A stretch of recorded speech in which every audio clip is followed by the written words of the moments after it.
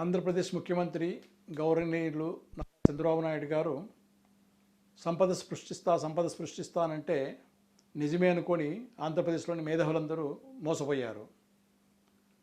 ఆయన సంపద సృష్టిస్తానంటే రాష్ట్రంలో ప్రభుత్వానికి ప్రజలకి సంపద సృష్టిస్తాడేమో అని చెప్పేసి అనుకున్నారు.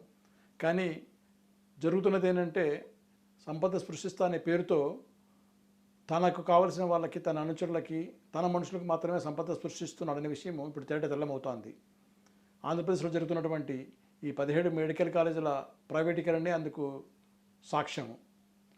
గవర్నమెంట్ మెడికల్ కాలేజీలు ఉంటే అటు పేద ప్రజానికానికి అందుబాటులో వైద్యం అందుతుంది. అలాగే విద్యార్థులు కోట్లు ఖర్చు పెట్టి ఉక్రెయిన్, ఉజ్బెకిస్తాన్ రకరకాల విదేశాలకు వెళ్ళి వైద్య విద్యను అభ్యసించేటువంటి బరువు తగ్గుతుంది.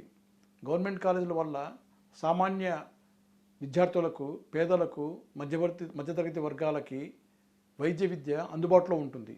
కానీ ఇవన్నింటిని పక్కన పెట్టి తను చేయాల్సిందే అని చెప్పేసి, తన వాళ్లకు సంపద సృష్టించాల్సిందే అని చెప్పేసి గౌరవనీయులైన జగన్మోహన్ రెడ్డి గారు 17 మెడికల్ కాలేజీలకి చేయాల్సినంత పని చేసిన తర్వాత కూడా కొన్ని పూర్తి అయినాయి, కొన్ని ప్రాసెస్లో ఉన్నాయి.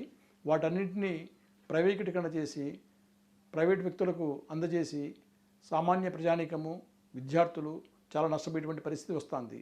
దీన్ని అందరూ రాష్ట్రంలోని మేధావులందరూ తీవ్రంగా వ్యతిరేకించి ప్రజలకు అందుబాటులో ఉండేటట్టుగా వైద్యము, విద్యార్థులకు అందుబాటులో ఉండేట్టుగా వైద్య విద్యను తిరిగి గవర్నమెంట్ ద్వారానే ఆ ప్రైవేట్ కాలేజీలను పూర్తి చేసి వాళ్ళందరికీ అందుబాటులో ఉన్నట్టుగా చేయాలి. తను చెప్తున్న ప్లాన్ ప్రకారమే 5,000 కోట్లు పెద్ద అమౌంట్ ఏం కాదు.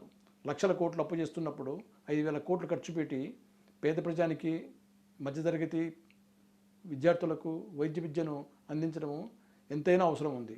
దయచేసి చంద్రబాబు నాయుడు గారు ఇప్పుడైనా మీ భేషజాలకు మానుకొని సామాన్య ప్రజానికానికి వైద్య విద్య అందుబాటులో ఉన్నట్టుగా మీ నిర్ణయాన్ని మార్చుకొని ఆ కాలేజీలను ప్రభుత్వ తరపున నడిపించి ప్రజలందరికీ మేలు చేయాలని కోరుతున్నాను.